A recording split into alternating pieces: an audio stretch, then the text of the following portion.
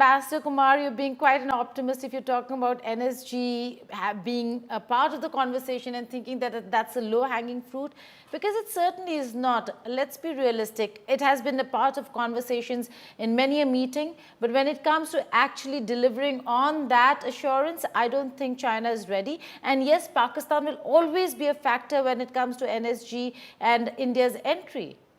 Absolutely. Let's play that opening comments of the Prime Minister again, and then I'm going to come back to all the guests. स्वागत के लिए मैं आपका हृदय से आभार व्यक्त करता हूं। पिछले वर्ष कयान में हमारी बहुत ही सार्थक चर्चा हुई थी। हमारे संबंधों को एक सकारात्मक दिशा मिली। सीमा पर डिसएंगेजमेंट के बाद शांति और स्थिरता का माहौल बना हुआ है। हमारे स्पेशल रिप्रेजेंटेटिव्स के बीच बॉर्डर मैनेजमेंट के संबंध में सहमति बनी। कैलाश मानसरोवर यात्रा फिर से शुरू की। दोनों देशों के बीच डायरेक्ट फ्लाइट भी फिर से शुरू की जा रही है।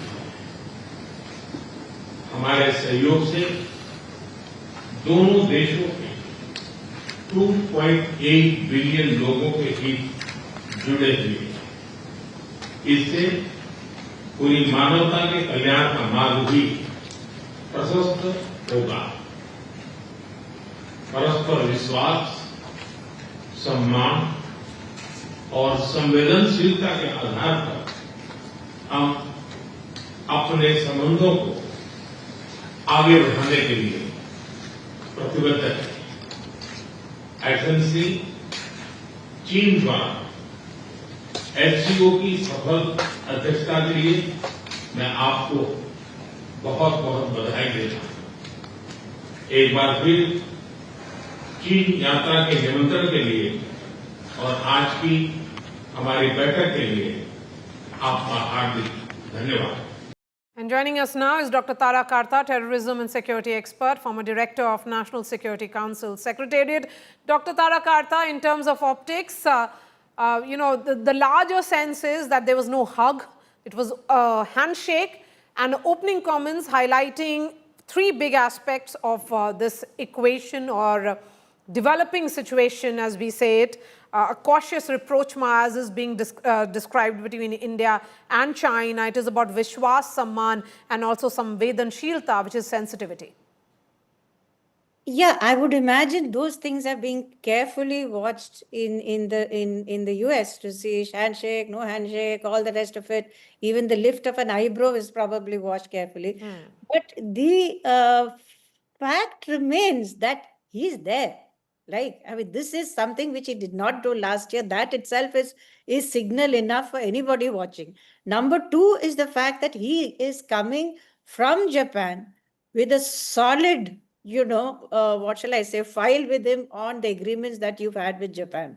That's right. That gives you a certain heft in this kind of circles. Because the Chinese-Japanese thing is not the best of relations, but we have very good ties with Japan. Number three, I think, is the fact that this time, what I always wondered, I was to think, what is SCO about and what do they do actually? This time, I think the fact that the US tariffs are against all of China's neighbors with whom they have large trade deficits. That includes Vietnam, that includes Kazakhstan, and a bunch of countries. So they are all, sort of getting, I would assume they would be united on the fact that this is really roiling the economy. Okay. Ma'am, just hold on to your thoughts because that bilateral between Prime Minister Modi and Xi Jinping has just concluded. We'll get details from Foreign Secretary who will be doing the briefing at the media center in some time from now. But for the moment, what we can tell our viewers is that crucial bilateral between Prime Minister Modi and Xi Jinping has just concluded. Yes, ma'am, go ahead. So the fact that all of these countries, like recently this NDRC, the person who's at the table with Xi Jinping, the head of NDRC, They were negotiating with Kazakhstan for better. I mean, Kazakhstan is the sort of what they call the buckle for the Belt and Road Initiative. It's the largest trading partner is China. And the US recently said Kazakhstan is one of the worst offenders. Same language which they're using against India. So they wound up, I think, with a 25% tariff or something. So they are now trying to work towards reducing Kazakhstan's trade deficit. So I'm talking of just one case. China is also very, very annoyed with the tariffs on Vietnam because a lot of Chinese products go through Vietnam outwards. So there is US tariffs on China on Vietnam saying you cannot take outside exports through Vietnam and into to other countries. So that is also there. So this might just be a unifying factor for SCO. That is my point, which so far I didn't really see anything that was bringing together such a disparate group of countries. I think we are the only democracy there. But it is an issue. So I think it's going to make quite a difference. Okay, so Dr. Tara Karta, do you think external factors, particularly the West, Donald Trump himself has pushed these nations who had a lot of disagreements together? So is it the external factor which is driving this? And how would you view today's meeting? Because there have been a lot of efforts which have gone into ensuring that this bilateral happens. A lot of tier 2, level 2 diplomacy which has worked as well.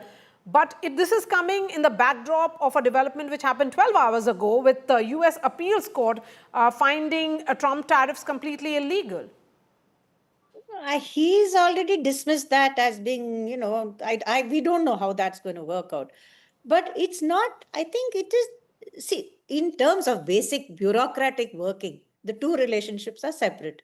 It's not really the US is one sort of thing you deal with and China is something else that you deal with. It is a different set of issues. It is this perception of being bullied by the US by this bunch of countries is a factor. But also that it is high time that you settled issues with China. It is, in the end, your immediate threat.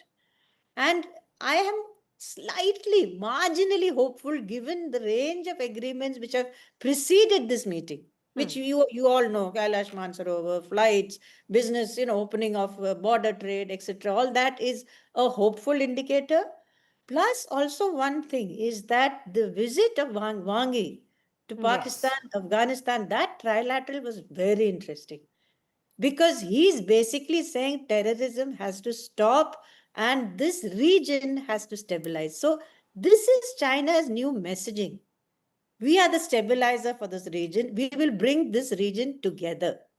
Whereas what is the US doing? They are dividing this region as much as they can. But India was seen as the counterweight to China in Asia Pacific. That's how it was being sensed till 2 months ago. Now that has changed drastically.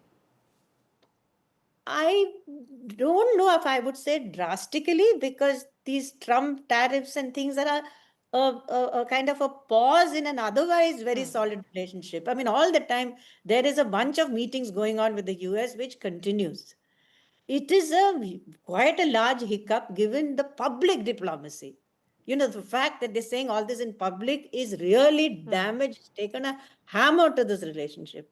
But in the longer run, that's what Chinese observers, in fact, are saying. You look at Chinese Twitter, they're saying India will always go back to the US. But however, there is also one dominant theme in Chinese language. Their comments is that the fact that India stood up to the US is being appreciated. So you see, when you stand up against bullying, it matters in a lot of different, in platforms. It matters that you're someone who will not take that kind of thing. That's the linkage. But in the end, your priority is to get along with China, which also limits how much you will cooperate with the US. Okay.